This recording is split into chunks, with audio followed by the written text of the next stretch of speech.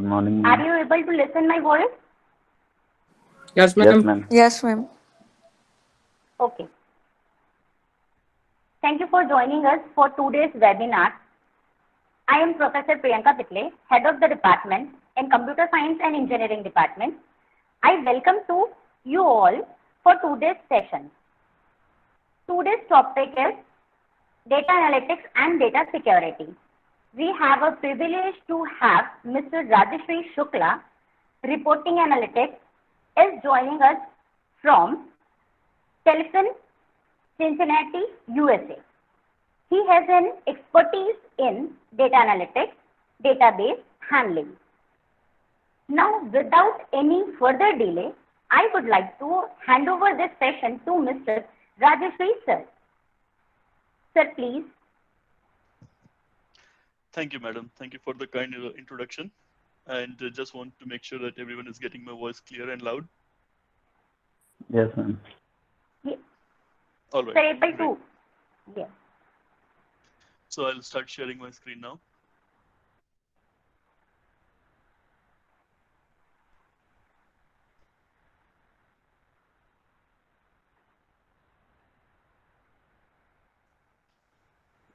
Is a presentation of sorts visible to you all? Yes. All right, great. Okay, so a brief introduction about myself. I already ma'am has introduced me, but just to begin stuff. So first thing, I have my bachelor's from JP Institute, Noida. It was long back. Then I moved to Cincinnati in 2016. I did my master's from University of Cincinnati in Information Systems. Currently, I'm also residing in Cincinnati, working as a reporting analyst, and moving on towards a profile of data engineer. Recent activities that I have done. So over past 3 months, I think I might have written close to 10,000 lines of code. Most of that code was in SQL, Snowflake, cloud warehousing, Python, and some of it was in R and R Shiny. So I'll probably want to introduce you guys to most of the new technology terms here. Um, if it's everything is all new, then I don't want to overwhelm any of you guys. So just letting you know, we want to have an introduction towards technology, but we don't want to overwhelm any of you. And the last task that I did last week was I compiled over 7 GB of data. It was in text files. It was most of that coding was done in Python. I actually implemented an entire ETL pipeline where it was some good stuff. I'm happy with that effort. You guys need not know any of this. That's totally fine. That's totally perfect. So we can keep moving. So yeah, this photograph was almost 4 year old. I no longer look like this, but yes. Once again, thank you, Mr. Rahul Mishra, sir. Thank you for coordinating all this effort, and hope to continue working with you guys in future as well. Okay, and this is what my current office looks like. I'm working from home all the time, so this is my work desk, workstation, and this is what we are right now. So yes, let's make the best of what we got. Okay. Okay. Excuse me, sir. Mhm. Your voice is little bit slow. My voice is volume is low. You mean? Yeah. Okay, okay. I'll try to fix that, but I think it's more to do with the speaker or something. So I'll still try to work on it. Okay. Yeah. Okay. So before we proceed, a happy belated Hindi Divas to everyone and happy Engineers Day as well. So why we are introducing this topic of analytics to you all? So let's start with what's going on in the world around us. So this basically captures what's going on in the world around us. This is the rise of data from the year 2010 to 2024. And this plots the data in zettabyte. I don't know how many of you guys know zettabyte, but a zettabyte is equal to 1 billion terabytes. So the rise of data from 2010, as you can see, is from 2 zettabyte to right now we are somewhere around 50 zettabyte mark. We are somewhere between these two marks. So we have the increase in data has gone from 2 zettabyte to 50 zettabyte, which is like 25 time increase. And in next 5 years, it's again going to increase by 3 times. So we are predicting a huge surge in the data. This much surge in data has its consequences. It cannot be without consequences. And what are those consequences? The first thing is this much data needs handling. When we have data, we need to handle that data. We need to make sense of that data. And it also, for us, what does it mean? It means more jobs. Isn't that what we all interested in? We are mostly interested in this part, jobs. So what's going on right now is since the data is increasing so much, so are the tools which handle the data. So we need more data analysts, we need data engineers, we need scientists, we even need cloud technicians, we need warehousing experts, and to top it all, we also need AI. Right now, most of the cloud data warehouses are being implemented with AI built in, and AI is capable of handling a lot of things. When I say a lot of things, it definitely refers to a lot of things. But even this AI is not able to handle this much rise of data. So that's what I'm trying to point out here. Even with this AI implemented, we cannot handle this growth of data. So I just want everyone, this figure to sink in your minds that this is the rise of data. Okay, let's keep moving. If you still think that I was kidding, I can show you otherwise. This is the result of my Google search. This is what I searched for. I searched data scientist in India and see how many jobs were there. 3,700. Second result was data analyst in India, 6,500. Data engineer, 17,000 jobs. Business intelligence, 16,000 jobs. Python, 25,000 jobs. And big data, 8,000 jobs. It kept moving. I kept searching for more stuff. So R, I just searched this R. R is a language, a statistical programming language, R. I just searched for R, location India. There are 6,500 jobs. So I don't want to show you what all things I searched for over LinkedIn, but I also try to search for other things like AWS. There are more than 20,000 jobs in India. Azure, again a Microsoft cloud warehouse, it has 12,000 jobs. Google Cloud, more than around 6,000 jobs. And the word API, just search API, you have around 38,000 jobs. If you add all these up, you get almost 150,000 jobs which are posted on LinkedIn in India right now. This was the result of my search yesterday. Okay. And there will be phases where I'll probably switch to Hindi because there are some things which are best expressed to Hindi, and also I want to celebrate a belated Hindi Divas.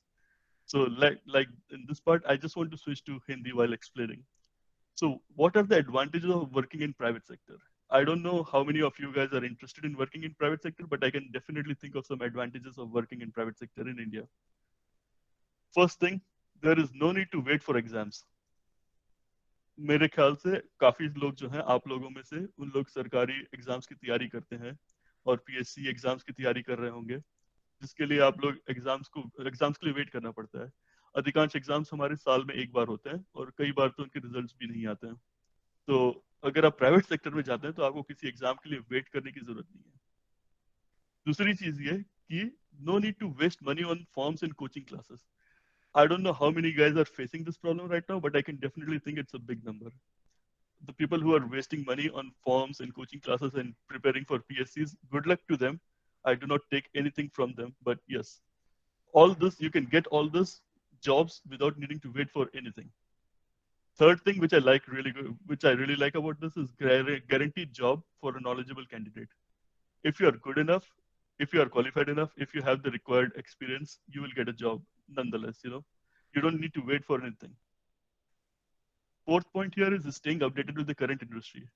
ऐसे कुछ exams हैं जिनके लिए हम तैयारी करके admission ले लेते हैं जिनकी तैयारी में हम बहुत एफर्ट लगाते हैं और हमारा नॉलेज इंप्रूव होता है पर एक बार हमें जब जॉब मिल जाती है फिर हमारा नॉलेज कभी इंक्रीज नहीं हो पाता है वैसे एग्जाम्स का मुझे खास फायदा नहीं लगता है वैसी जॉब का भी मुझे खास फायदा नहीं लगता है तो मेरे हिसाब से एक ऐसी जॉब जिसमें आपको अपना नॉलेज रेगुलरली ब्रश अप करना पड़े वो बेटर जॉब होती है fifth point, I don't really want to go there, but yes, it has been brought to my notice by one of my very favorite students from the past. that government jobs also need bribes, which is a sad truth, and we should acknowledge it. There's no point avoiding stuff. Okay. Okay. Now let me ask a very American question to you guys. The American question is, what is in it for me? Hindi में इसको अगर बोले तो इसका मतलब होता है इसमें मेरा क्या, मुझे इससे क्या मतलब. ठीक है, तो I will try to summarise this thing up. What is in it for me? If you are a mechanical engineer, I have cited an example from Rolls-Royce. I think most of you guys know what a Rolls-Royce is. It's a huge company which manufactures cars, but it also manufactures jet engines. It also manufactures high-end engines and turbines and blades. So this is an example that I cite from them. As we can read here, the quotation is, it was a manager in Rolls-Royce who is saying this. At our new factory in Singapore, we are generating half a terabyte of manufacturing data on each individual fan blade. We produce 6,000 fan blades in a year. So that means 3 petabytes of data on manufacturing just one component. That is a lot of data. This was cited in a book called Big Data in Practice by author Bernard Marr, page number 42. इसको हम और समझने की कोशिश करते हैं. Rolls Royce company कोई एक प्रोडक्ट नहीं बनाती है, बहुत सारे प्रोडक्ट्स बनाती है, जिसके अंदर एक प्रोडक्ट है उनका फैन ब्लेड्स. उन लोग के एक प्लांट के प्रोडक्शन में, सिंगापुर के प्लांट में, उन लोग हर साल 6000 फैन ब्लेड्स बनाते हैं. एक एक फैन ब्लेड पे उनका half a terabyte data generate हो रहा है. तो 6000 फैन ब्लेड के लिए उनका 3 पेटाबाइट मैन्युफैक्चरिंग डेटा जनरेट हो रहा है. Manufacturing point here. ओके, सो अब इमेजिन नहीं कर सकते कि उस कंपनी के अंदर टोटल डेटा कितना जनरेट होता होगा. It's a figure that is unknown to us, but this itself is a very good example of how much data is being used in manufacturing in something that is totally unrelated to what you might expect. अगर आप mechanical engineer हो, अगर आप ये सोचें कि मुझे data से क्या काम है, तो मैं आपको ये हाईलाइट करना चाह रहा हूँ कि डेटा आपके इस काम आ सकता है. Second point here. This is a car frame which was designed by AI. ये डिजाइन कोई इंजीनियर नहीं बना सकता, चाहे वो कहीं का भी पढ़ा हो, चाहे कहीं से भी पढ़ा लिखा हो, वो ये डिजाइन नहीं बना सकता था. So AI is doing most of our heavy lifting right now. अगर आपने कंस्ट्रेंट सेट कर दिए, अगर आपने मॉडल सही बनाया, तो जो आपकी रिक्वायरमेंट है वो आप AI को प्रोवाइड करके, AI जेनेटिक एल्गोरिथम्स अप्लाई करके, कुछ मॉडलिंग टेक्निक्स अप्लाई करके मॉडल्स जनरेट करता है. ये एक कार का फ्रेम है.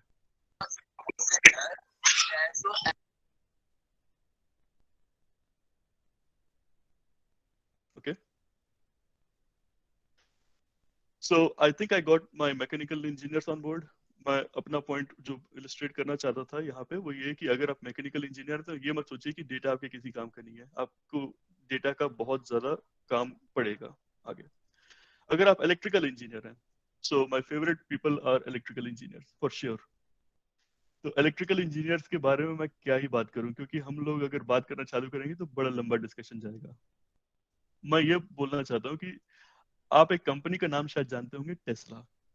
टेस्ला कंपनी जो है वो कार बनाती है, वो स्पेसशिप भी बनाते हैं. उस टेस्ला कंपनी का लोगो जो टी है, वो खुद एक इलेक्ट्रिकल मोटर के क्रॉस सेक्शन का कटआउट है. इससे ज्यादा नर्डी चीज मैं नहीं सोच सकता हूं कोई भी. And to top it all, Tesla is one of the leading software companies as well. They are way advanced than any company you can think of. They are on par with Google. They might even be ahead of Apple when it comes to technology. तो data का use करते हुए अगर किसी company ने कुछ किया है पिछले 10 से 15 सालों में, तो वो टेस्ला है. हमारी जो सबसे अच्छी ऑर्गेनाइजेशन है इंडिया की, इसरो, उसके बराबरी का काम टेस्ला ने करीब 15 साल के अंदर अचीव कर लिया. So that is the volume of that speaks volumes for what you can do with data. So if you are an electrical engineer, please don't think that you don't need data. You will need a hell lot of data.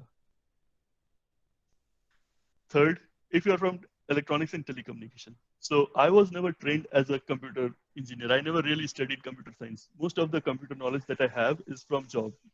मुझे जितना भी सीखने का मौका मिला वो नौकरी करते हुए सीखने का मौका मिला. मैं खुद एक इलेक्ट्रॉनिक्स एंड टेलीकॉम इंजीनियर हूँ. पर इलेक्ट्रॉनिक्स वालों के लिए मैं इतना जरूर बोल सकता हूँ कि सेंसर्स का जो डेटा जनरेट हो रहा है, अभी जो इतना डेटा जो जनरेट होता है वो डेटा सेंटर्स में रखा जाता है. उसके अलावा आप पीएलसी एंड स्काडा के बारे में जानते होंगे. और प्रैक्टिकली मैं अगर बोलूँ तो मैक्सिमम इलेक्ट्रॉनिक्स इंजीनियर जिनको मैं जानता हूँ, they end up in a software industry anyway. तो उनको मुझे बताने की ज्यादा जरूरत नहीं पड़ना चाहिए कि डेटा उनके लिए कैसे इंपॉर्टेंट है. थर्ड, मैं जो ब्रांचेस कवर करना चाहता था, सिविल इंजीनियर. तो सिविल इंजीनियर्स के बारे में मुझे ज्यादा नहीं पता, पर इतना जरूर पता है कि डेटा का उनको बहुत काम जरूरत पड़ती है. मैं उनके लिए एग्जांपल्स ढूंढना चाह रहा था, मुझे कोई अच्छा एग्जांपल नहीं मिला, तो मैंने सीधा एक वेबसाइट ढूंढ ली. अगर आप सिविल इंजीनियर हैं, आपको अगर फ्लो कंट्रोल कुछ करना है, तो पाइथन के अंदर लाइब्रेरीज होती हैं जैसे, और आप पाइथन के डैशबोर्ड बना सकते हैं, जुपिटर डैशबोर्ड्स. ठीक है, ये इसका कोड है. पाइथन के अंदर लाइब्रेरीज होती हैं जो आर्कजिस एक सॉफ्टवेयर है उसके साथ काम करने के लिए बनी होती है. ये इसका रेडीमेड कोड है. आप चाहें तो आप ऐसे सिस्टम्स इंप्लीमेंट कर सकते हैं. इसमें कितना डेटा क्रंच कर रहे हैं आपको अभी अंदाजा भी नहीं है. We are talking about geospatial data, we are talking about databases, we are talking about cloud data. हमारे पास यहाँ पे जो डेटा आ रहा है, कितने सोर्सेज से आ रहा है, कहाँ कहाँ से आ रहा है, हम लोग अभी इमेजिन भी नहीं कर सकते. बट इतना जरूर है कि we get the ability to handle all this data through this one piece of technology called Jupyter Notebook. Jupyter is a dashboard which is on top of Python, and yeah, you can access this code for free. अगर आपको ये इससे इसकी अहमियत नहीं समझ में आए तो आपके लिए एक एग्जांपल और है. चेन्नई फ्लड्स का सिमुलेशन आप अगर करना चाहें तो आप इजीली कर सकते हैं. I think at some point data engineers might be needing civil engineers might be needing this.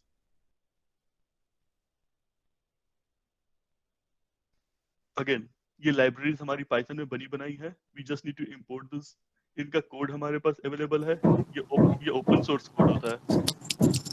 Excuse me, sir. Video is not visible.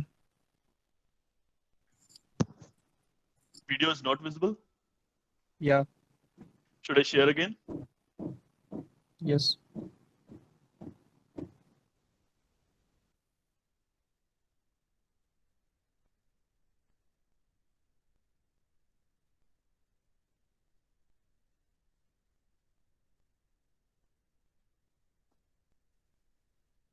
Is it visible now?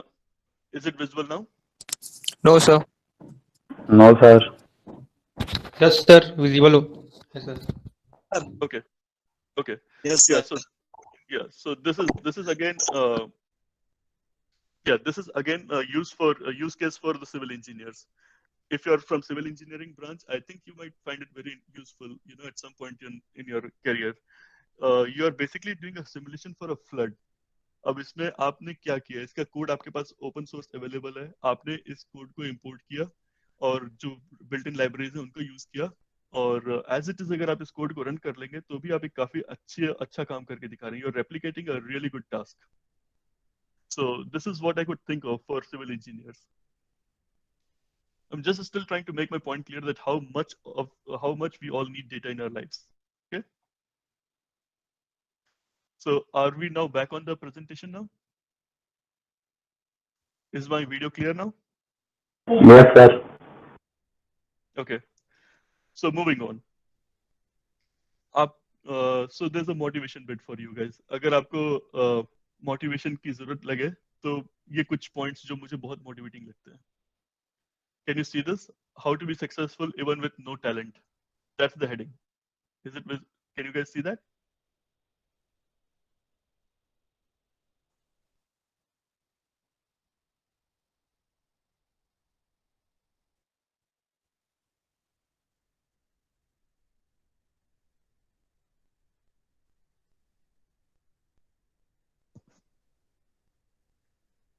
Hello?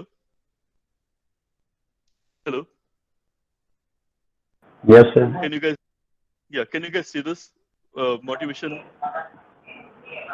How how to be successful Sure. Even with no talent. अगर आपको कभी भी अपने ऊपर शक होता है या लगता है कि हम इस काम में सक्सेसफुल हो सकते हैं कि नहीं हो सकते हैं, कभी भी मन में डाउट आती है, तो मुझे ये पॉइंट्स बड़े अच्छे लगते हैं। आप ये काम कर सकते हैं। अगर अगर कोई इंसान बोलता है कि मेरे पास कोई टैलेंट भी नहीं, कोई भी टैलेंट नहीं है, फिर भी वो अगर ये चीजें करे तो काफी सक्सेसफुल हो सकता है। First thing is being on time. इसमें कोई टैलेंट की जरूरत नहीं पड़ती है। Always be on time. Have very good work ethics. I need not explain that. Effort, मेहनत का टैलेंट से कोई रिलेशन नहीं है। मेहनत करने के लिए आपको कोई नहीं रोकता है, so go for it. Body language, always bring a positivity everywhere. You need that as a part of your work profile and work culture. Energy, energy is very very infectious thing.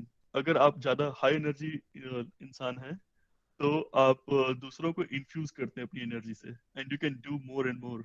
You can actually do wonders.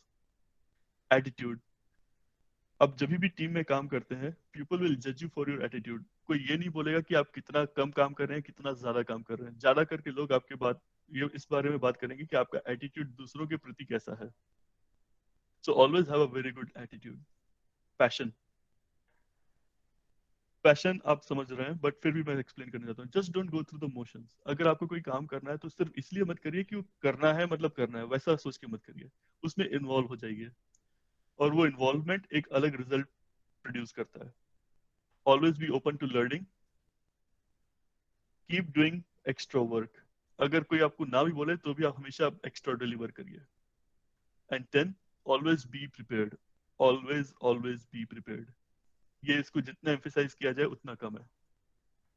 Okay okay? एक और motivation जो मुझे बहुत पसंद आता है, इसके बाद हम लोग एनालिटिक्स की बातें चालू कर पाएंगे। सबसे ये एक ऐसा ग्राफ है जो मुझे बहुत ज्यादा पसंद आता है। मैं कुछ समय पहले ही देखा था। अगर आप डेली अपना 100% डिलीवर करते हैं तो 365 दिन में अगर आप डेली 100% डिलीवर करते हैं तो भी आप वहीं के वहीं रहेंगे। आपको सिर्फ अपना लेवल मेंटेन करने के लिए 100% डेली डिलीवर करना पड़ता है। अगर आप हर दिन सिर्फ 1% एक्स्ट्रा डिलीवर कर पाए, आप जितनी मेहनत डेली कर रहे हैं उससे अगर आप 1% एक्स्ट्रा मेहनत और कर पाए, तो 365 दिन में आप उससे बहुत ज्यादा आगे निकल जाएंगे। और अगर आप हर दिन जितनी भी मेहनत करते हैं उसमें आप 1% की भी अगर कमी करते हैं, तो एक साल में 365 दिन में आप उसके 3% रह जाते हैं। तो ये मुझे बहुत मोटिवेटिंग लगता है कि we need to be constantly working, putting our best and also topping our best. हमें ना सिर्फ अपना बेस्ट करना है, हमको अपने बेस्ट से 1% आगे जाके डेली डिलीवर करना है। ओके, ठीक है। So I will presume that we are on board and we'll keep moving. First thing that I will probably get from you guys is how to get started in data. अगर मुझे data के साथ कुछ काम करना चालू करना है तो how can I get started? ये एक सबसे जेन्युइन क्वेश्चन है जो मेरे दिमाग में आता है। आप लोग अभी कॉलेज लाइफ में है, आपको शायद इतनी जरूरत ना पड़े, बट यस, मेरा पहला सजेशन रहेगा, फर्स्ट लर्न टाइपिंग। अगर आप दिन के 8 से 10 घंटे या 12 से 15 घंटे भी कंप्यूटर पे बैठ रहे हैं और अगर आपको टाइपिंग नहीं आती, तो आपकी प्रोडक्टिविटी पहले स्टेप में ही आधी हो रखी है। Please please please first learn typing. मैं खुद काफी लेट सीखा टाइपिंग, पर right now I am typing close to 75 words per minute, जिससे मेरी प्रोडक्टिविटी पिछले ही कुछ महीनों में बहुत ज्यादा बढ़ गई है। So yes, don't underestimate this first step. Second step, अगर आपको सॉफ्टवेयर का नॉलेज नहीं है, कुछ नहीं पता है, फिर भी अगर आप डेटा को कहाँ कहाँ इनकाउंटर करेंगे, कैसे आप इनकाउंटर करेंगे डेटा, कहाँ आपका सामना होगा डेटा से, तो सबसे इजीली सामना होता है एक्सेल शीट पे। मेरे ख्याल से आप लोग किसी न किसी को जानते होंगे जो बैंक्स में काम करते हैं, जो कहीं प्राइवेट नौकरियां करते हैं, जो फाइनेंस डिपार्टमेंट्स में काम करते हैं, जो आपके स्कूल कॉलेज में भी काम करते हैं, अकाउंट सेक्शन में जितने भी लोग हैं, उन लोग आधे से ज्यादा जो डेटा का काम उनका पड़ता है वो एक्सेल शीट में पड़ता है। तो एक्सेल शीट को कभी भी अंडर एस्टिमेट मत करिए। आज की डेट में 90% of the business still use data in the Excel sheets.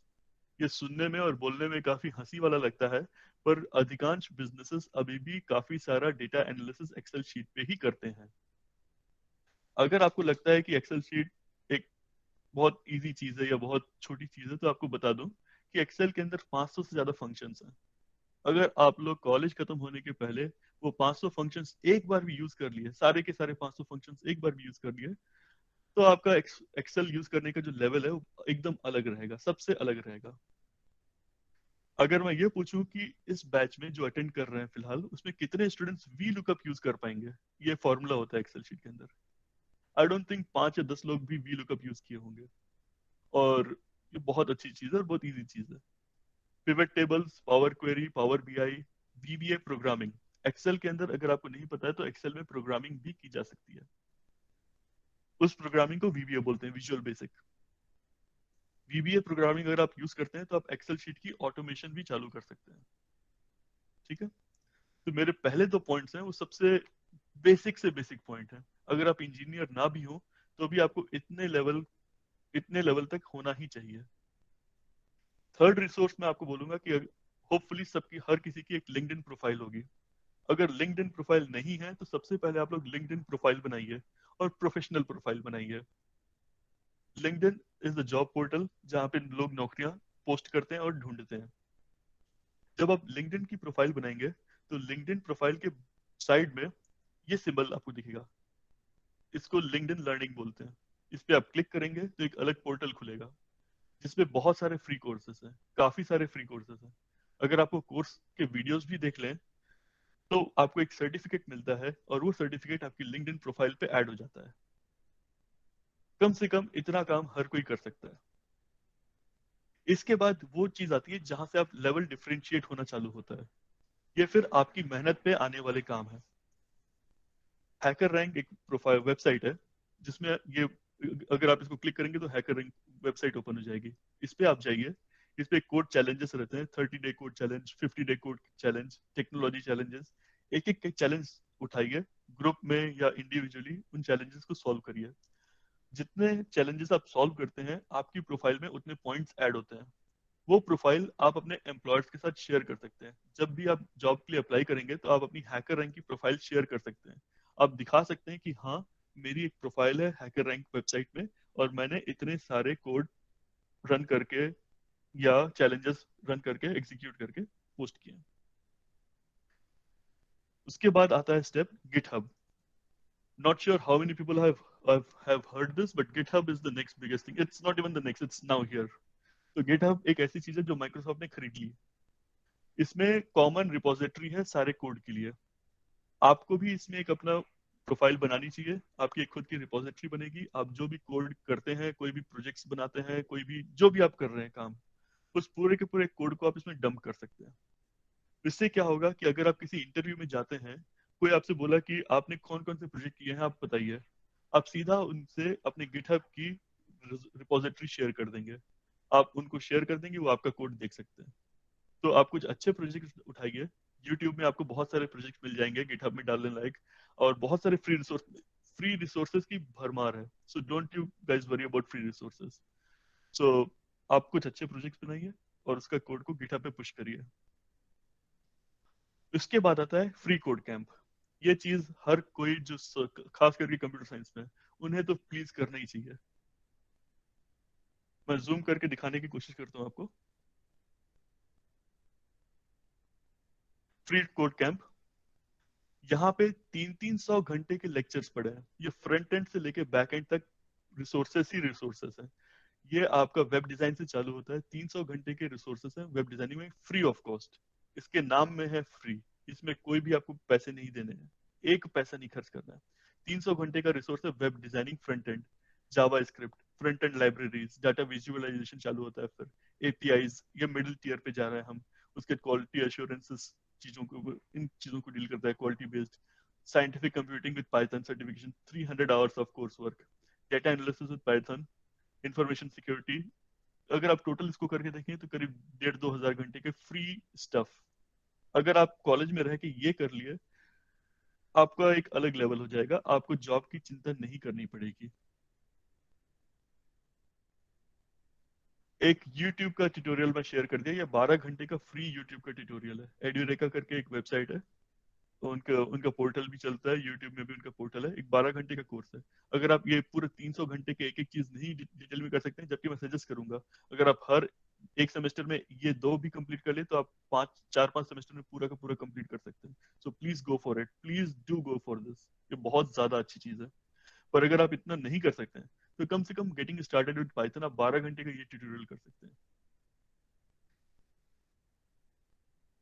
और जिनको नहीं पता है उनके लिए ये बड़ी चीज हो जाएगी, कैगल। कैगल एक वेबसाइट है जहां पे डेटा साइंटिस्ट आपस में बात करते हैं, मिलते हैं। जैसे हम लोग आप लोग कैंटीन में मिलते होंगे एक दूसरे से, वैसे ही कैगल पे डेटा साइंटिस्ट मिलते हैं। अभी फिलहाल यहाँ पे कैगल पे, ये मैं कल की सर्च अपनी रिजल्ट डाला हूँ, कैगल पे एक ओपन चैलेंज चल रहा है पल्मोनरी डिसीजेस के लिए। अगर आप इस चैलेंज में पार्टिसिपेट करते हैं और अगर आप जीत जाते हैं तो आपको $55,000 का इनाम मिलेगा। $55,000 मतलब 41 lakh rupees. I hope that is interesting enough for you guys. इसी प्रकार से काफी सारे ओपन चैलेंजेस हैं। अगर आप वहां पे टीम बना के उतरते हैं, अगर आप लोग ये मान लीजिए 5-10 लोगों की टीम बना के भी उतरते हैं, आप एक भी कंपटीशन नहीं जीते, पर अगर आप सारे कॉम्पिटिशन में पार्टिसिपेट कर लिया अगले 2 साल में, तो आपका जो डेटा साइंस की अंडरस्टैंडिंग और जो लेवल रहेगा वो इनकम्पेरेबल रहेगा।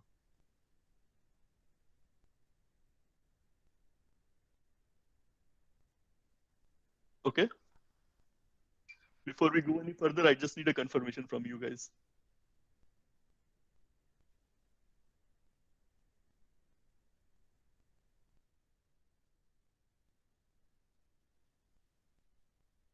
Okay, yeah I got a chat message. Okay, sure. Okay, let's proceed. Now we can finally start talking analytics. ये सब जानने के बाद अब हम एनालिटिक्स की बात करेंगे तो हम कुछ इन्फॉर्म्ड बातें कर पाएंगे। अगर इसके पहले एनालिटिक्स में चालू करता तो कोई मतलब नहीं होता उससे, क्योंकि जब आपको ये बेसिक्स ही नहीं कवर है तो फिर एनालिटिक्स की क्या बात करना। Okay, so now we can start talking analytics. Let's make a simplest diagram ever. हमारा सारा का सारा जो डेटा है उस सारे डेटा का एक सोर्स होगा। So I have represented this as a source. और वो सारा डेटा कोई ना कोई तो यूज कर रहा होगा। So we have a target for that data. That is as simple as it can get. इससे सिंपल हम नहीं सोच सकते हैं। ठीक है, तो ये सोर्स है जहां से सारा डेटा आ रहा है, ये टारगेट है जहां पे वो सारा डेटा जाएगा। सबसे बेसिक इस डायग्राम को let it sink in your mind, stay with this. थोड़ा सा इसको देख लीजिए, क्योंकि ये सिंपल डायग्राम है पर इसके पीछे जो चीजें हैं वो बहुत ज्यादा डिफिकल्ट नहीं बोल सकता हूँ, पर बहुत ज्यादा है, ये जरूर बोल सकते हैं। अब मैंने इन चीजों को ही ब्रेक डाउन किया। ठीक है, अब सोर्स के साइड में मैंने कुछ एग्जांपल्स निकाले और टारगेट के साइड में मैंने कुछ एग्जांपल्स निकाल के आपको दिखाने की कोशिश की है। जब आप इसको जूम इन करके देखेंगे तो ये मैंने अलग अलग सोर्सेस के रैंकिंग्स आपको मेंशन किए हैं। ये हमारे बहुत सारे डिफरेंट सोर्सेस हैं। ये डेटाबेसेस की रैंकिंग है। ओरेकल की डेटाबेसेस अभी भी नंबर 1 है वर्ल्ड में। ये करंट रैंकिंग मैं पिकअप करने की कोशिश की, 2020 अगस्त की रैंकिंग है ये। अभी वर्ल्ड में सबसे ज्यादा जो यूज डेटाबेस है ओरेकल है, माई सीक्वल है, सीक्वल सर्वर है, पोस्टग्रेस है, एसेक्ट्रा एसेक्ट्रा एसेक्ट्रा। अगर आप देखेंगे तो इसमें ये सारे के सारे रिलेशनल डेटाबेस हैं, जबकि इसके बाद मोंगोडीबी ये जो है डॉक्यूमेंट डेटाबेस है। ये क्या होते हैं, कैसे होते हैं, ये जानना अभी जरूरी नहीं है। बस इतना देखना जरूरी है कि हमारे जो सोर्सेस, हमने यहाँ पे जो इतना सिंपल डायग्राम लिया था, इतना सिंपल डायग्राम लिया था, ये इनके वर्ल्ड के टॉप 20 सोर्सेस, ये 25 सोर्सेस हैं। ठीक है, ये ट्रेडिशनल सोर्सेस हैं। इनके अलावा जो आजकल नए सोर्सेस आ गए हैं वो आ गए क्लाउड बेस्ड। तो Amazon web services, Salesforce, azure, azure Microsoft का है, ये गूगल क्लाउड है, एसेक्ट्रा एसेक्ट्रा। ओरेकल भी क्लाउड प्रेजेंस अपनी बना लिया है। ठीक है, ये सारी की सारी चीजें आ जाती हैं सोर्सेस के अंदर। ठीक, तो हमने ये वाला पार्ट जूम इन करके देखा कि जो हम लोग को इतना सिंपल दिख रहा है सोर्स, वो असल में कितनी सारी चीजों से बना है। ये सारी चीजें आपकी सोर्स हो सकती हैं, and this is not an exhaustive list. Exhaustive list मतलब वो जिसमें सारी चीजें कवर हो रही हो। ये सारी चीजें कवर नहीं कर रहा है, ये सिर्फ सैंपल है। बहुत ज्यादा टाइप के सोर्सेस हो सकते हैं, इनमें से कुछ सोर्सेस ये हैं। ठीक है, next let's look at the target data. तो टारगेट डेटा समझने के लिए पहले मैंने एक डैशबोर्ड दिखाने की कोशिश की। आई एम नॉट श्योर आपने पहले कोई डैशबोर्ड से इनकाउंटर किया है कि नहीं, इसलिए मैंने आपको एक डैशबोर्ड दिखाने की कोशिश की। जब कोई बिजनेस एनालिस्ट सीईओ को डेटा दिखाता है तो वो कैसे डेटा दिखाएगा? वो कोई रिपोर्ट में होगी, वो कोई रिपोर्ट होगी या कोई डैशबोर्ड होगा। मोस्ट ऑफ द टाइम अगर रियल टाइम डेटा है तो वो डैशबोर्ड में होता है। This is what a ideal dashboard looks like. Don't use black, but it's fine right now, अभी के लिए चलेगा, पर जनरली ब्लैक अवॉइड करते हैं। एक डैशबोर्ड ऐसा दिखता है। अब इसमें अगर आप जूम इन करके देखेंगे तो यहाँ पे एक साथ सारा डेटा आ रहा है। फेसबुक से लाइव फीड्स आ रहे हैं, यूट्यूब से लाइव फीड्स आ रहे हैं, एक दूसरे दूसरे सोर्सेस से लाइव फीड्स आ रहे हैं। उस डेटा को हम लोग ज्योग्राफिक इंफॉर्मेशन के साथ टाई अप कर रहे होंगे, उसका डिस्ट्रीब्यूशन देख रहे हैं, उनकी प्रिडिक्शंस देख रहे हैं, और हम लोग क्वांटिटी ऑफ डेटा भी देख रहे हैं। ठीक है, सो this is what a regular dashboard looks like. हमको ये बनाना है। इस तरीके से डेटा को प्रेजेंट करने के लिए हमारे पास जो सॉफ्टवेयर्स अवेलेबल होते हैं, ये कुछ उनमें से सॉफ्टवेयर्स। पहला है power B I. I am sorry if it is not clear, photo zoom करने पे उतनी क्लियर नहीं रह रही है, पर मैं नाम पढ़ के आपको बताता हूँ। पावर बी आई माइक्रोसॉफ्ट का प्रोडक्ट है। इसको यूज करके आप ऐसी रिपोर्ट बना सकते हैं। Oracle, MicroStrategy, SAS, Qlik Sense, Tableau. अभी लीडिंग प्रोडक्ट टैब्ल्यू है। तो ये डैशबोर्ड बनाने की फ्लेक्सिबिलिटी आपके पास कितनी है, आप ये समझिए। आप इस डैशबोर्ड को इन किसी भी सॉफ्टवेयर में बना सकते हैं, किसी भी सॉफ्टवेयर में आप बना सकते हैं। ठीक है, तो आपने क्या क्या अभी तक देख लिया? आपने सोर्स देख लिया और आपने टारगेट देख लिया। अब आप क्वेश्चन पूछ सकते हैं कि इसमें एनालिटिक्स कहां पे आता है? एनालिटिक्स तभी आ सकता है जब डेटा आपके पास हो। बिना डेटा के एनालिटिक्स कैसे करेंगे आप? तो इसलिए मुझे ये बताना जरूरी था कि हमारा सोर्स फॉर्मेट क्या है या सोर्सेज क्या है। मुझे ये बताना जरूरी था कि टारगेट्स क्या है, फिर मैं आपको एनालिटिक्स इंट्रोड्यूस कर सकता हूँ। तो ये जो बीच में आपको दिख रही है process, ETL process, ETL is different from analytics. Let's not confuse the two, but still, ETL process से हम लोग जो जितना भी सोर्स डेटा है उसको ट्रांसफॉर्म करके उस रूप में लेके आते हैं जिसमें हमको प्रेजेंट करना होता है। तो इस प्रकार की एनालिटिक्स हम उसमें लगा सकते हैं। एक बार हमने डेटा ट्रांसफॉर्म करके यूजेबल बना लिया तो फिर हम उसमें बहुत सारे प्रकार के एनालिटिक्स लगा सकते हैं। ये उनका एक ब्रीफ डिस्क्रिप्शन है जिसको हम लोग अभी और डिटेल में देखेंगे। इस स्लाइड में इसमें और डीप में जाने की जरूरत नहीं है, क्योंकि मैं आपको फिलहाल सोर्स और टारगेट से इंट्रोड्यूस करवाना चाहता था। You have made that point pretty clear. Can we proceed to next one? Please give me a confirmation.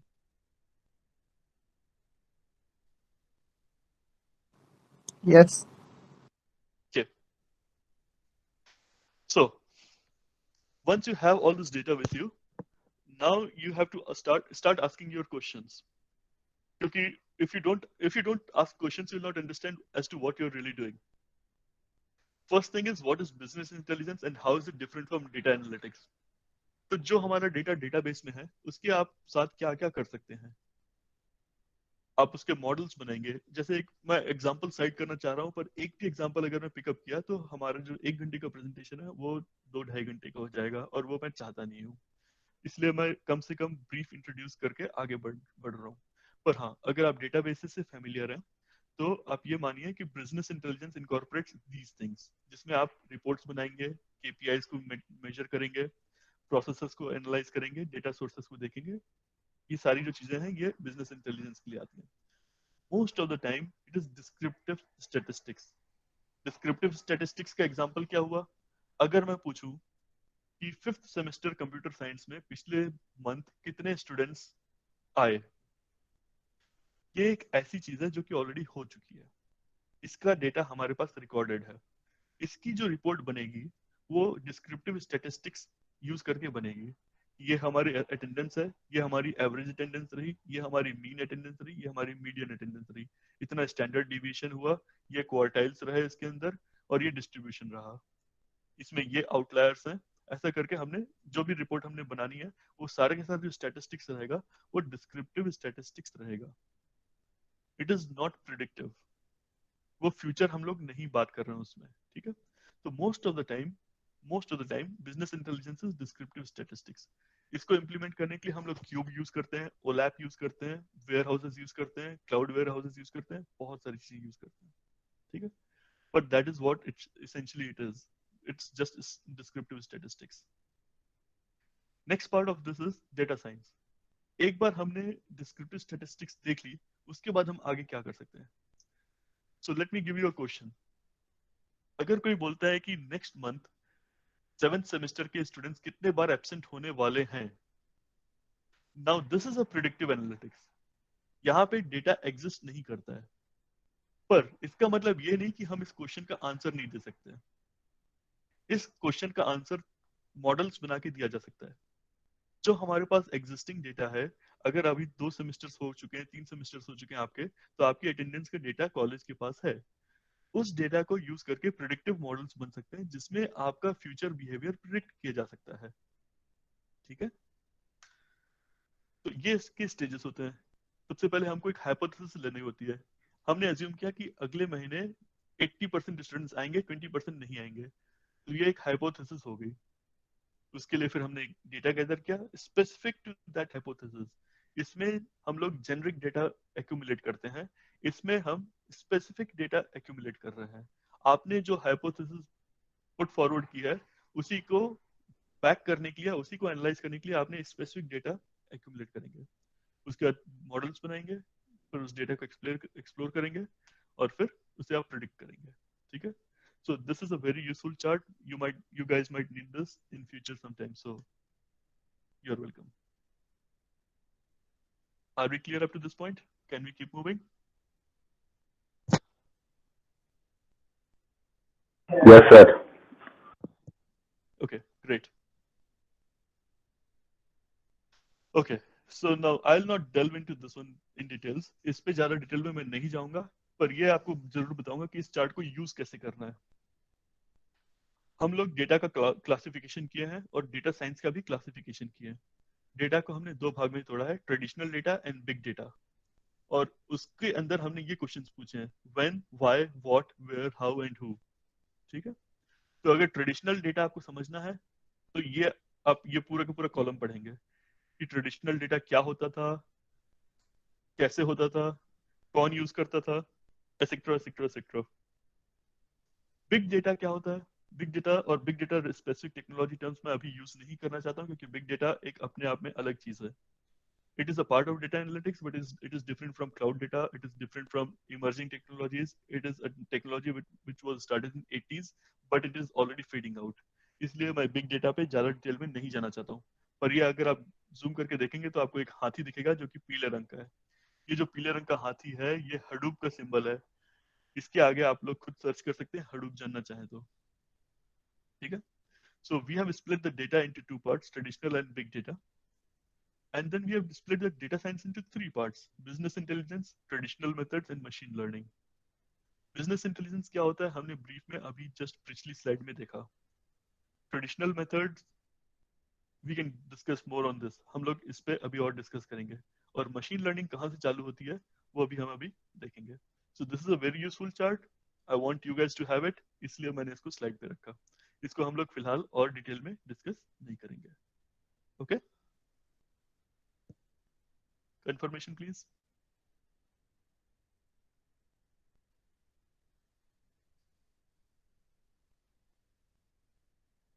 Okay, thank you.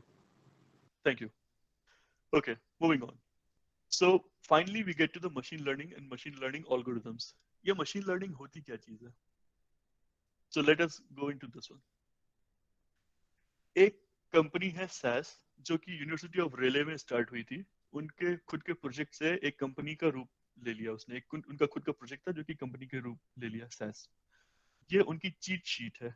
इसमें खुद लिखा है चीट शीट. अगर आप एग्जाम्स में जाते हैं तो आई एम श्योर आप लोग चीट शीट्स बनाते हैं. That is not the best place to use a cheat sheet. पर अगर आप डेली कोडिंग कर रहे हैं कंप्यूटर के सामने बैठ के तो you guys need a cheat sheet. Exam में चीट शीट गलत है, पर अगर आप खुद कोडिंग कर रहे हैं तो चीट शीट सही है. ओके. ये चीट शीट आपको बताती है कि आप क्या क्या चीजें कर सकते हैं। आपके पास एक अभी स्टार्टिंग पॉइंट ये है, ठीक है। आपके पास डेटा है। पहला क्वेश्चन है डायमेंशन रिडक्शन। अब डायमेंशन रिडक्शन का मतलब क्या होता है? I don't expect you guys to know this, that's why I will give you the answer. Imagine करिए एक टेबल है जिसके अंदर 500 कॉलम्स हैं।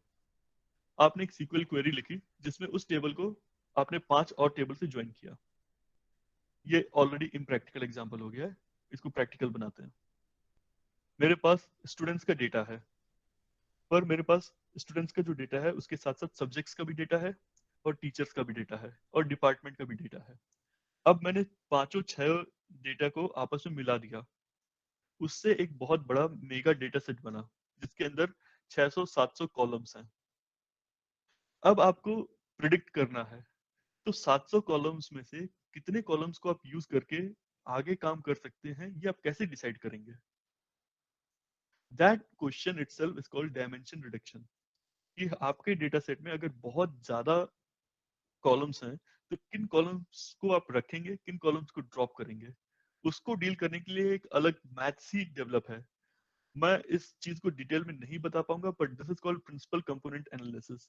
आई हैव डन दिस ट्वाइस। मैंने अभी तक 2 बार प्रिंसिपल कंपोनेंट एनालिसिस यूज किया है, and I promise you this is as fascinating as it sounds. जितना सुंदर जितना अच्छा लगता है सुनने में उतना अच्छा है, ठीक है। I have not gone to the stage of SVD. I have not gone to the stage of LDA. But yes, I have definitely used PCA twice. मेरे पास जो प्रॉब्लम आया था वो ये था कि हमें शक था कि कुछ फार्मेसीज के साथ फ्रॉड हो रहा है। तो वो कौन सी फार्मेसीज हैं जिनके साथ फ्रॉड हो रहा है, ये हमको प्रिडिक्ट करना था। तो that's where I use this PCA। इस तरीके से ये पूरा का पूरा फ्लो चार्ट है। When to use supervised learning, when to use unsupervised learning, what is unsupervised learning, how classifications। अगर आप डेटा के साथ काम करना चालू करेंगे तो सबसे पहला डेटा सेट जो आप इनकाउंटर करेंगे उसका नाम है आयरिस डेटा सेट। अगर आप लोग नेक्स्ट सेशन अगर हमारा कभी हुआ तो हम लोग आयरिस डेटा सेट एक्सप्लोर करेंगे साथ में मिलके। बट अभी मैं आपको ये बता रहा हूँ कि regression, classification and clustering, these are different forms of machine learning algorithms। तो ये SAS कंपनी की चीट शीट है। इसी तरीके से एक चीट शीट माइक्रोसॉफ्ट ने भी बना के आपको दे रखी है। इन लोग खुशी खुशी चीट शीट लिखते हैं ऊपर, इसका मतलब ये है कि ये इट्स गुड टू यूज। इसको आप गलत मत समझिएगा, ठीक है। This is basically a flow chart what to do next. तो use this things when you guys start working with data. जब आप डेटा के साथ काम करना चालू करें तो आपको इसकी जरूरत पड़ेगी, ठीक है। हाँ, यहाँ पे आपका स्टार्टिंग पॉइंट है। हर स्टेप पे आप देखेंगे कोई कुछ क्वेश्चंस पूछे गए हैं और उस क्वेश्चंस के अकॉर्डिंगली आप अलग अलग एल्गोरिथम्स चूज कर सकते हैं, okay. So this is a very wonderful resource, and hopefully you guys will make more use of this. Can we proceed further? I got one confirmation. I'm waiting for few more, and then we'll proceed. Okay, great. Bunch of confirmations. Thank you. Thank you. That's fine. Okay. So मैं इस presentation के and में आपके साथ करीब 4 या 5 किताबें share करूंगा, जिसमें एक किताब पाइथन से रिलेटेड है, एक पाइथन के अंदर एक चीज होती है पैंडास डाटा फ्रेम, उससे रिलेटेड है, और भी कुछ चीजें शेयर करूंगा। उसके अंदर एक 9 पेज का छोटी सी बुकलेट, मान लीजिए, बुक तो नहीं है, 9 पेज की बुक नहीं होती है, बुकलेट है, जिसमें how to be a self made data scientist, वो पढ़िएगा। पर डेटा इंजीनियर जो मेरी करंट प्रोफाइल है उसको अगर आप चाहें तो थोड़ा सा डिस्कस कर सकते हैं। अभी आप लोग इस लेवल पे हैं, आप लोग कंप्यूटर साइंस फंडामेंटल्स सीख रहे हैं कॉलेज में, एल्गोरिथम्स वगैरह सीख रहे हैं। बट इंडस्ट्री में किन चीजों की जरूरत पड़ती है to become a data engineer, वो आपको सिर्फ नाम बताना चाह रहा हूँ यहाँ पे। ये पाथ किसी का फिक्स या डिफाइंड नहीं होता है, बट आपको सिर्फ नाम इंट्रोड्यूस करना चाह रहा हूँ, ताकि जब भी आप इन चीजों से इनकाउंटर करें तो आप जाने कि ये चीजें एग्जिस्ट करती हैं, ओके। सो APIs राइट नाउ मैं आपको दिखाया था, सर्च का रिजल्ट दिखाया था, 37,000 जॉब्स हैं इंडिया में APIs के लिए। Rest is an architecture, rest जो है एक प्रकार का रेस्टफुल सर्विसेज नाम का एक चीज होती है जो एक आर्किटेक्चर का पार्ट होता है। हम लोग अभी आर्किटेक्चर की बात नहीं की है, MVC, these are multiple types of architectures, but yes, REST is the industry standard right now. अभी इंडस्ट्री में सबसे ज्यादा यूज होने वाला एपीआईज एंड रेस्ट, ये दो चीजें मस्ट हैव है, मस्ट हैव, इसको आप इग्नोर नहीं कर सकते हैं। लाइनेक्स अगर आप काम किए हैं तो अच्छी बात है, नहीं काम किए हैं तो कोई कोई बहुत बड़ा मसला नहीं है, कोई दिक्कत नहीं है। शेल स्क्रिप्टिंग, श्योर आप लोग यूनिक्स पढ़ते हैं, शेल स्क्रिप्टिंग जरूर करिएगा। बैच स्क्रिप्टिंग बहुत जरूरी है, बैच फाइल्स बनाइएगा, बैच में रन करिएगा, all that is very very essential. Shell scripting is very important. जो मैंने आपको बताया था कि मैं 7 GB डेटा क्रंच किया हूँ, उसको फाइनली मैंने पुश किया था CLI से। तो just be aware of these things, ये बहुत जरूरी चीजें हैं। क्रोन जॉब्स आपको शेड्यूलिंग करने के काम आती हैं। जब आप बैच फाइल्स बनाते हैं तो उनकी आप शेड्यूलिंग कर सकते हैं, वो कब रन करेंगे आप पहले से सेट कर सकते हैं, आप ईमेल्स भेज सकते हैं शेड्यूलिंग जॉब्स बना के। तो cron jobs are basically that. Cron मतलब क्रोनोलॉजी का शॉर्ट फॉर्म है। जो लैंग्वेज आपको आनी चाहिए, पाइथन मस्ट हैव, इसको आप छोड़ नहीं सकते हैं। जावा, जावा इसलिए क्योंकि इंडिया में we have very common Java resources and Python and Java are somewhat similar. तो पाइथन तो सीखिए ही, पर साथ में थोड़ा बहुत जावा भी सीख लीजिए। गो, ये जो लैंग्वेज है गो, ये गूगल की प्रोप्राइटरी लैंग्वेज है। ये अभी अभी जनरेट हो रही है, this is still a living document, ये अभी कंप्लीट नहीं हुई है, बट इसकी इंडस्ट्री में ऑलरेडी डिमांड काफी है। अगर आप लोग सीखना चाहें तो गो सीख सकते हैं, good for you. Next bit आता है testing, unit testing, functional testing. इसको डिटेल में नहीं डिस्कस करेंगे। आपको डेटाबेसेस की बात बताया था, डेटाबेसेस के अंदर सबसे जो कॉमन यूज होने वाली लैंग्वेज है उसको सीक्वल बोलते हैं। अगर आप कंप्यूटर साइंस के हैं तो आपको सीक्वल मस्ट हैव है। अगर आप कंप्यूटर साइंस के नहीं हैं, you can go over it, थोड़ा बहुत देख सकते हैं, बहुत ज्यादा जानने की जरूरत नहीं है। Normalisation is a part of databases.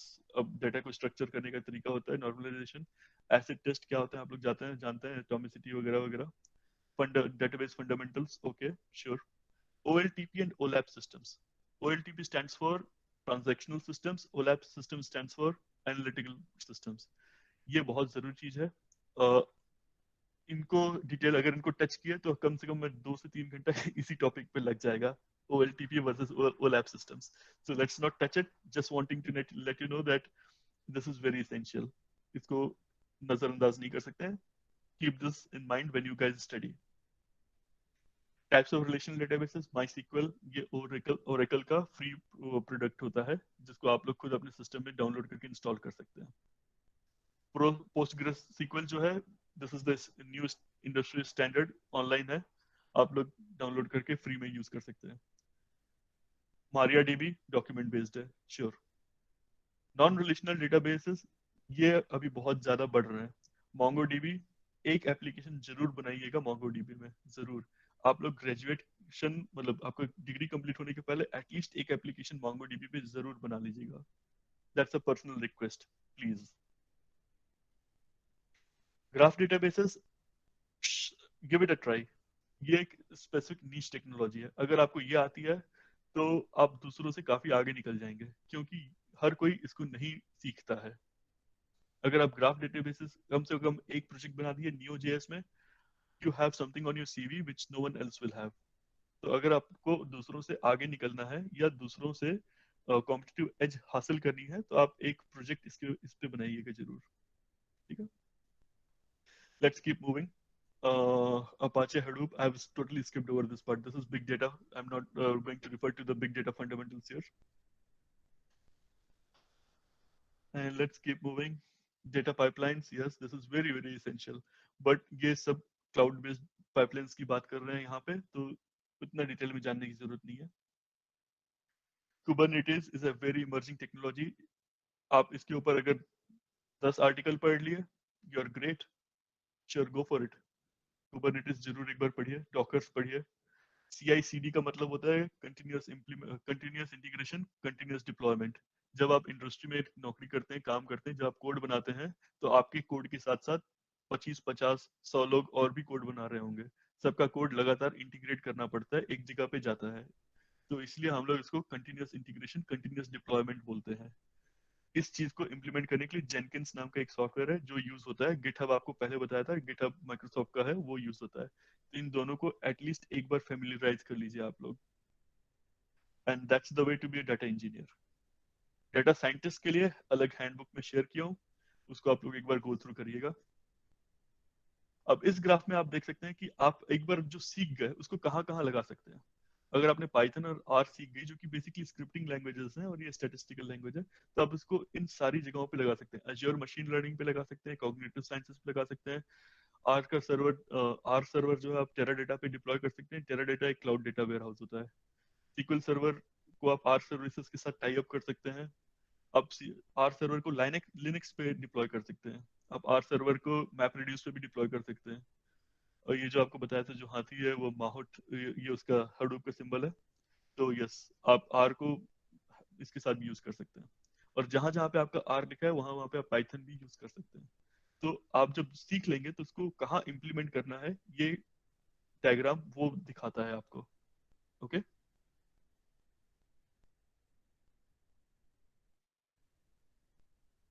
ठीक है। So now we are getting to the close. Now we are reaching the end of the presentation. So I'll share my suggestions with you guys. So far, so good. Some confirmations, please.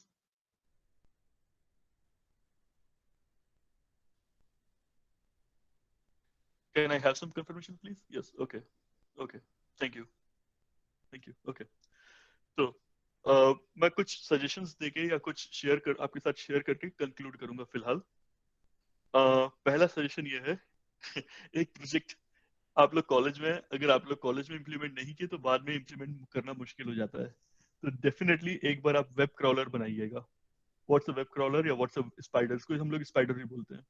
Spider क्या होता है? एक ऐसा programme होता है जो कि आप एक यूआरएल उनको प्रोवाइड कर देंगे। यूआरएल मतलब वेबसाइट। यूआरएल आप किसी भी तरीके से प्रोवाइड कर दीजिए, चाहे सीएसवी फाइल में प्रोवाइड कर दीजिए लिस्ट बना के, या एक्सेल शीट में दे दीजिए, या टेक्स्ट में दे दीजिए, या कमांड लाइन से एंटर कर दीजिए। तो वो क्रॉलर जो है उस यूआरएल के पे जाके वहां से डाटा रिट्रीव करके कहीं पे भी राइट कर दे, कहीं पे भी। आपको जरूरी नहीं कि आप उसको डेटाबेस तक लेके जाएं। आप 10,000 line of code, 10,000 line of data कहीं से भी उठा के आप सीएसवी में स्टोर कर लीजिए।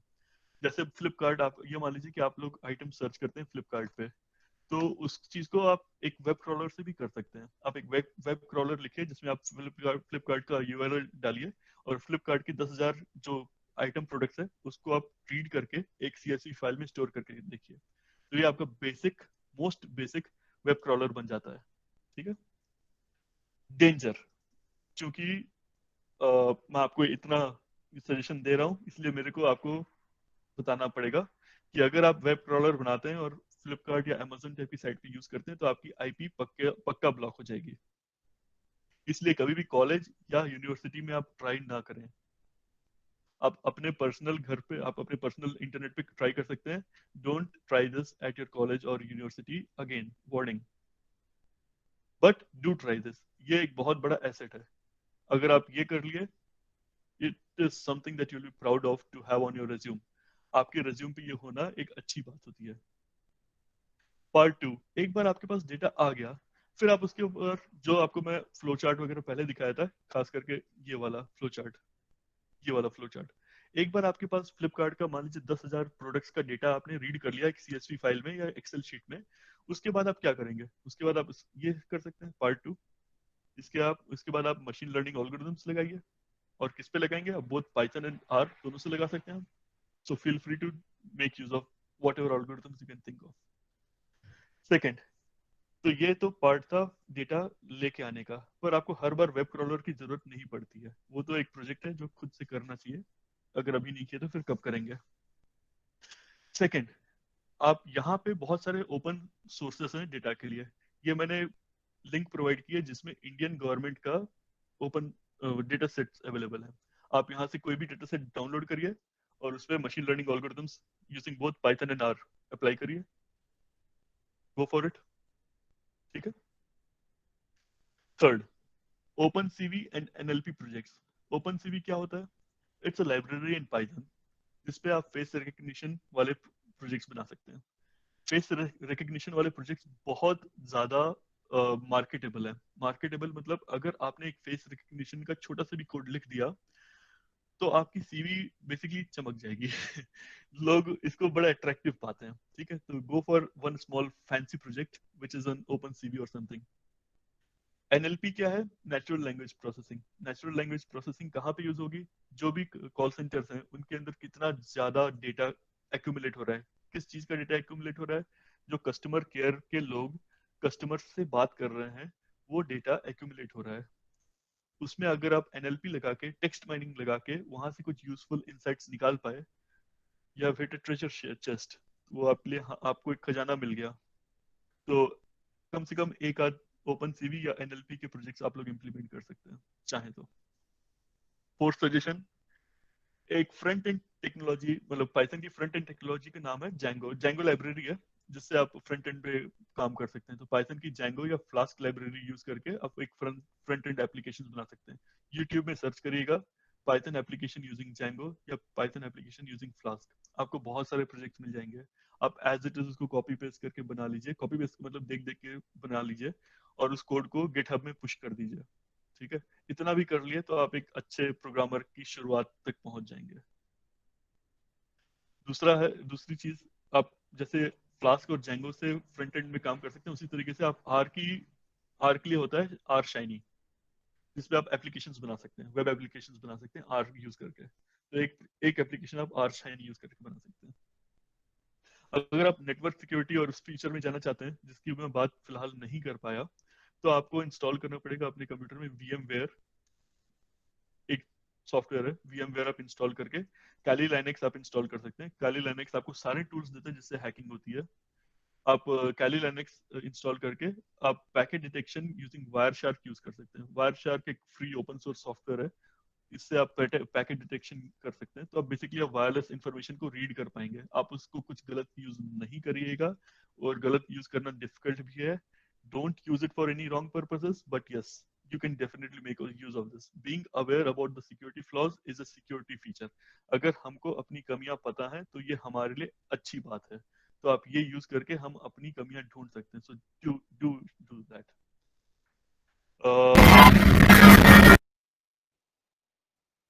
Okay. Last bit, some skills that I think are important. अगर आप कंप्यूटर साइंस के नहीं हैं तो आप ये पार्ट छोड़ सकते हैं, सीक्वल वाले कॉन्सेप्ट आप छोड़ सकते हैं। पर ये जो दो चीजें हैं, चाहे आप किसी भी ब्रांच के हों, चाहे आप मैकेनिकल इंजीनियर हो, सिविल इंजीनियर हो, इलेक्ट्रिकल इंजीनियर हो, आप फिलहाल कॉलेज से निकलने के पहले इतना जरूर नॉलेज लेके निकलिएगा। आपको इंटरव्यू में बात करने के लिए काफी सारी चीजें रहेंगी। Once you step into an interview hall, you will have a bunch of things to talk about. So don't lose out on these things, please. Last point of my presentation, understand that free versus easy. Data science is free, but please do not expect it to be easy. आप readymade चीजें expect मत करिए। सब चीज आपको internet पे free में मिल रही है, उनका यूज करिए, खुद से पढ़िए, खुद से सीखिए, and you can be A data scientist.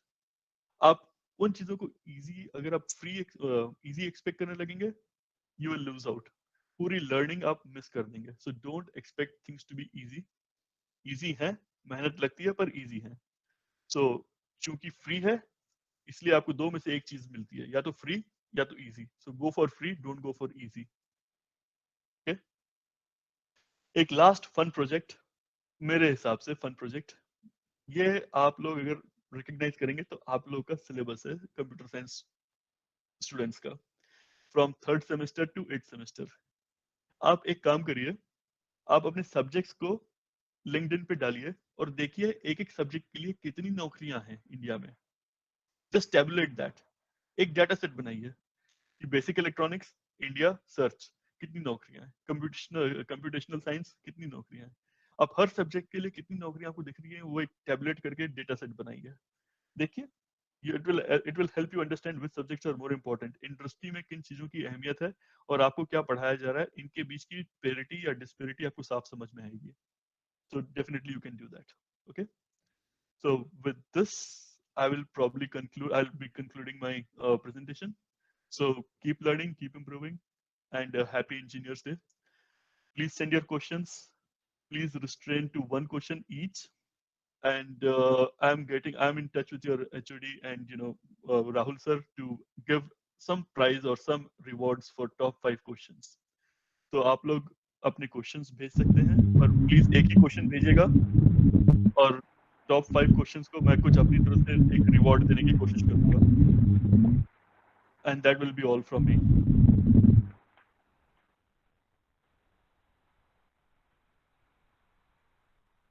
Okay, students, it's a good chance for everyone to participate in this event, and you can be rewarded also.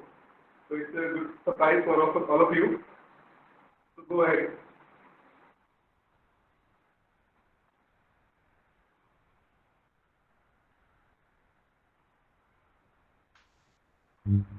I can also take some questions now.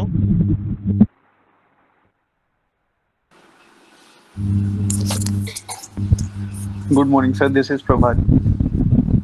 Hi, Prabhat.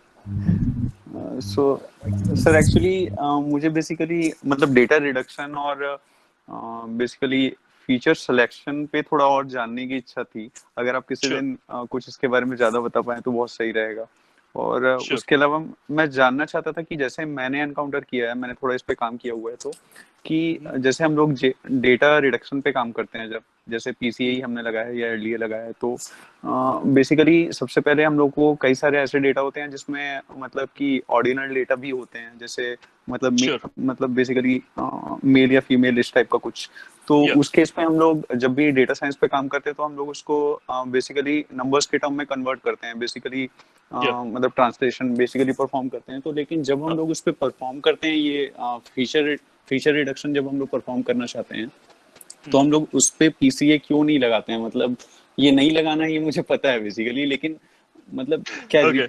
नहीं तो आपका जो question है वो categorical data को handling करने के हाँ, लिए. Yes sir, yes sir. तो बेसिकली आप कैटेगोरिकल डेटा को पीसीए के अंदर हैंडल करने वाली बात कर रहे हैं.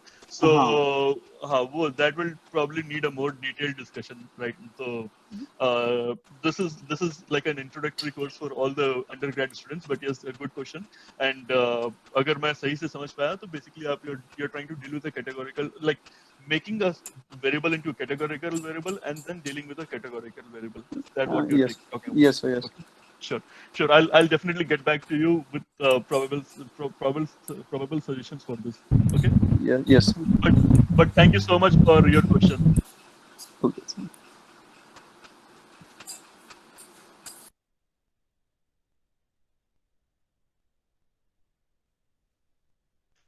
And Rahul sir and Anyone Priyanka can ma'am. ask questions? Sure. Yes. Anyone can ask any question, dear?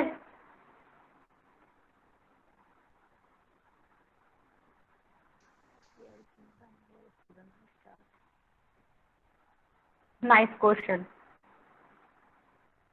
Can you repeat the The question? question from Saurav Yadav. How late we are being final year student to start for this career? Being a final year student, what can we do for? So yes, most of the things are for final year students. आप कम से कम GitHub पे अपना presence बनाइए. आप एक GitHub पे अपना presence बनाइए. आप GitHub पे कुछ कोड पुश करिए and एक hacker rank पे प्रोफाइल बनाइए और LinkedIn पे प्रोफाइल बनाइए. आप कम से कम ये 3 या 4 चीजें आप easily कर सकते हैं. So please do that. Final year students के लिए ज़्यादा ज़रूरी है. You guys are running out of time, so please do that.